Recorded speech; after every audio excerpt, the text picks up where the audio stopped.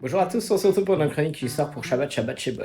On a un jour Rabbi Chaim qui récoltait de l'argent pour le mariage d'une orpheline, et il a réussi à trouver un riche mécène en dehors d'Israël qui lui a promis de lui envoyer une valise remplie de bijoux et de vêtements pour le mariage. Alors, effectivement, il l'a envoyé, et étant donné que Rabbi Chaim il était en dehors de Jérusalem, il appelle un ami à lui, un frère, pour qu'il récupère cette valise.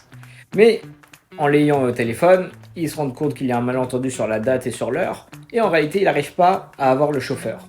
À un moment, il fait la prière de Mincha de l'après-midi et il reçoit un appel. Le chauffeur est à quelques rues de vous, courez pour aller chercher.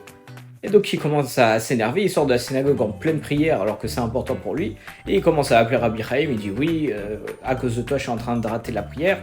Mais il y va et récupère la valise. Il se retourne et il entend des cris et des cris. Il se rend compte qu'en réalité, dans sa synagogue, au moment où il est sorti, il y a des terroristes qui sont rentrés et qui ont malheureusement commis un acte. Et pile poil, en regardant sur les vidéos de surveillance, c'était sur sa place à lui. Alors là, il a remercié Akadosh Baruch Hu. Il pensait que c'était une mauvaise chose qu'il ratait l'office à cause de ça, mais grâce à cette mitzvah, il a été sauvé. Et c'est pareil dans notre paracha. Les Bnei Israël au début, ils se plaignaient que Moshe soit arrivé pour les sauver, mais en réalité, ça leur a apporté que des bonnes choses. Shabbat shalom à tous.